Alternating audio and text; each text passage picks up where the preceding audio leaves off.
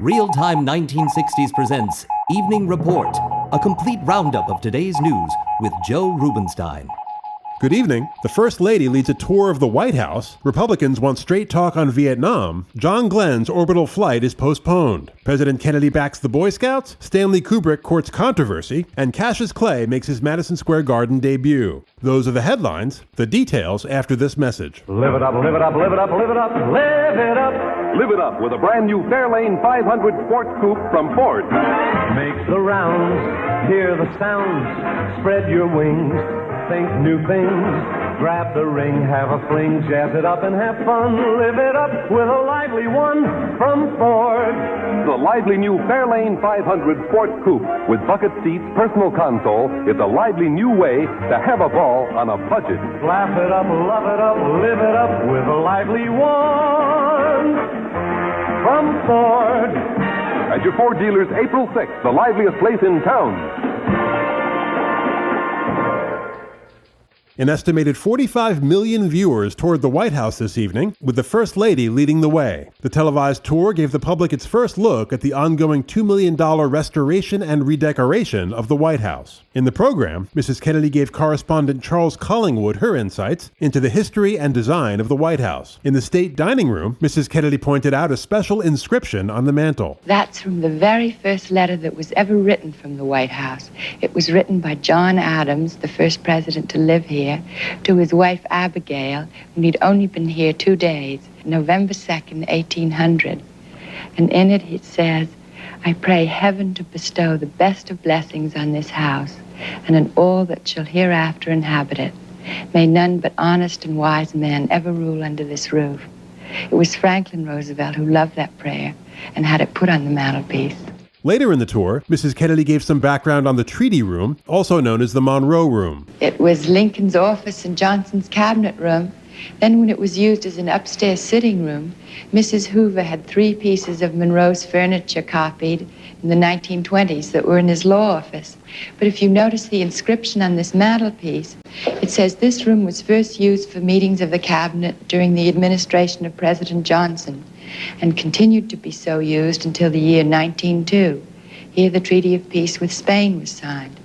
You see, this was the cabinet room from Johnson to Theodore Roosevelt. Johnson thought there was bad luck associated with using Lincoln's cabinet room after his assassination and everything, so he moved the cabinet in here. Toward the end of the program, President Kennedy joined his wife and praised her work on the restoration. Well, I think the great effort that she's made has been to bring us much more intimately in contact with all the men who lived here. History is a people, and particularly in great moments of our history, presidents. So when we have, as we do today, Grant's table, Lincoln's bed, all these make these men much more alive. The president spoke of the importance of history. While it doesn't give us a key to the future, I think it does give us a sense of confidence in the future. This country has passed through very difficult days, but it has passed through them. And it is rather interesting to realize that we're rather an old republic, probably the oldest republic in the world. And when we were founded, there was a king in France, a czar in Russia, an emperor in Peking. All that's been wiped away, and yet this country continues. So that it makes us feel that we'll continue in the future. Stormy weather in the central Atlantic this morning caused another postponement of Colonel John Glenn's spaceflight around the Earth. It was the second postponement in 2 days and the 9th since the first American attempt to orbit a human was scheduled. At his press conference today, President Kennedy was asked if the spaceflight should be put off until springtime, when the weather tends to be less uncertain. Well, it is unfortunate. I know it's strange, Colonel Glenn. It has delayed our program. It puts burdens on all those who must make these decisions. But I have taken the position that the judgment of those on the spot should be final in regard to this mission, and I'll continue to take that judgment. I think they would be reluctant to have it canceled for another 3 or 4 months because it would slow our whole space program down at a time when we're making a concentrated effort in space. In Macon, Georgia this week, a large number of white persons who normally travel by car began using city buses to help offset the impact of a Negro bus boycott there. This morning, roughly 50 whites boarded a bus, paid their fares, rode 1 block, and got off. Others just bought tokens and didn't ride at all. The boycott seeks to end segregated riding and also to spur the hiring of Negro drivers and mechanics. Leading the boycott is William P. Randall, president of the local chapter of the NAACP. At a Macon church this week, Mr. Randall and several colleagues addressed a public meeting. You don't have to doubt a single man back here. Amen. I've seen them in action.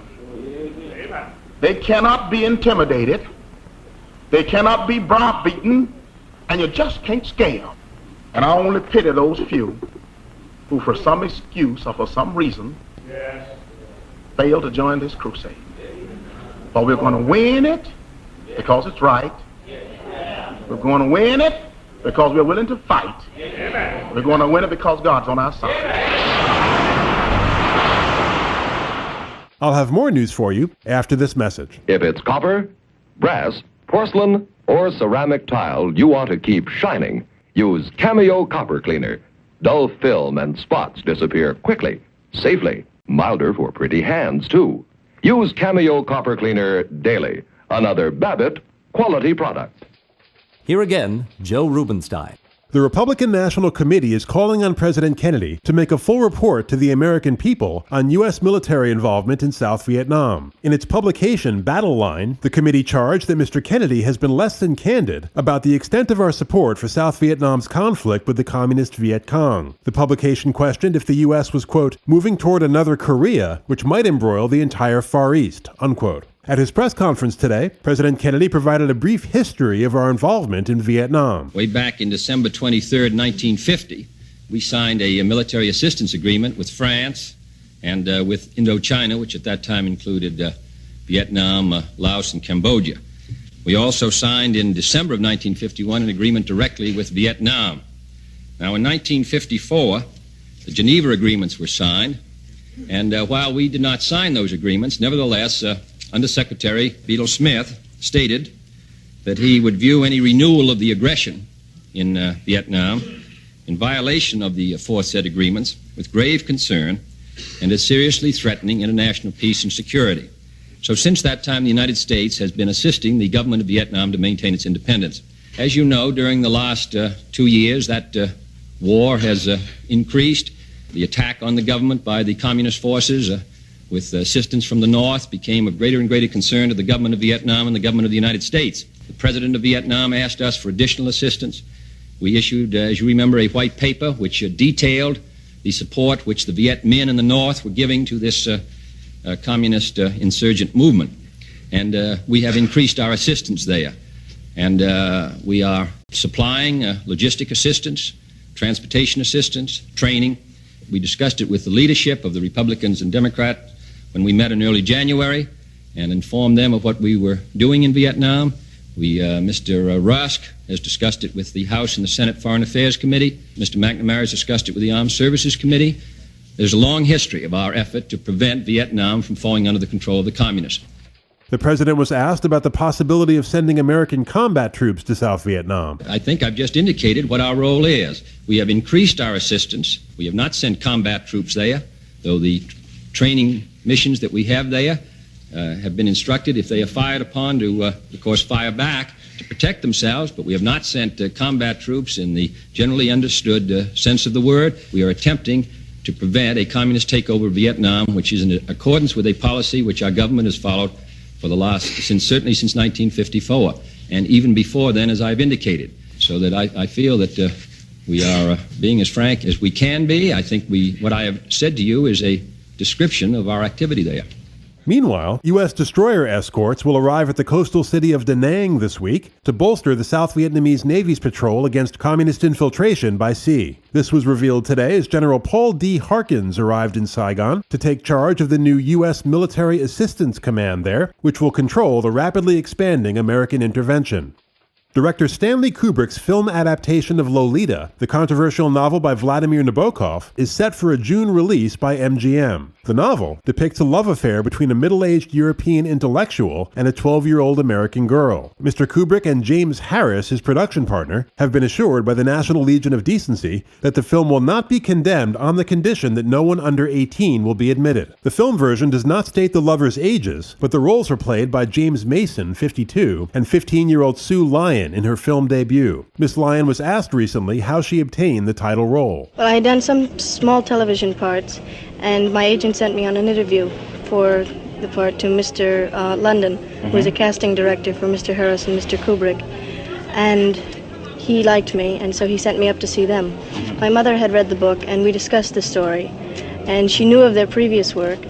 She knew that Mr. Harris and Mr. Kubrick do very artful pictures, and that they are not a quickie film company. She had quite a bit of faith in them. She was asked if working with veteran performers like Mr. Mason, Peter Sellers, and Shelley Winters made her feel nervous. Not really, because they were not affected by Hollywood and by their fame. Mr. Mason is a terrific person. He's a wonderful person to work with, and he always made things very easy. There was never any pressure while making the picture. Everyone was very happy and very at ease. At the White House on Thursday, President Kennedy met Mr. and Mrs. Harry G. Fair and their 4 children. The Fairs, from Bartlesville, Oklahoma, were selected by the Boy Scouts of America as the nation's Scouting Family of the Year. Mr. Fair, who has devoted a good deal of his life to giving leadership to Boy Scout activities in his area.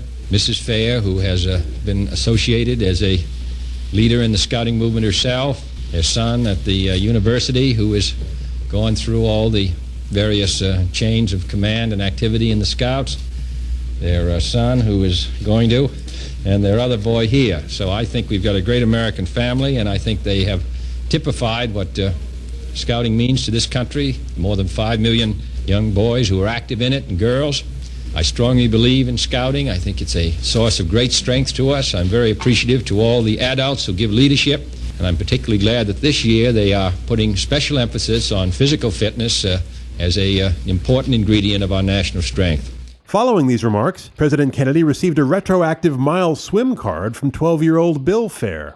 President, in recognition of the swim you made in the year 1943, I would like to present you with this. Oh, it's a mile swim. Mile swim. And may I tell you well, I hear he's passed that. He has passed it, his older brother has passed it, and his sister, who gets a vicarious thrill out of the Scouting program, has also passed it. Well, we thought that he would particularly appreciate that. This is a brand new award that's about a year old, and some 60 or 65,000 boys this past year have passed the mile swim. Say, John, this is certified John Fitzgerald Kennedy swam a full mile under safe conditions. Yeah. I appreciate that. The card was backdated to August 2nd, 1943. On that date, the torpedo boat under then-Lieutenant Kennedy's command was cut in two by a Japanese destroyer. Mr. Kennedy used a life jacket strap held between his teeth to tow an injured crew member through shark-infested waters to an island 3.5 miles away. Sports, right after this. Every litter bit hurts. So think before you throw. Keep America clean and beautiful.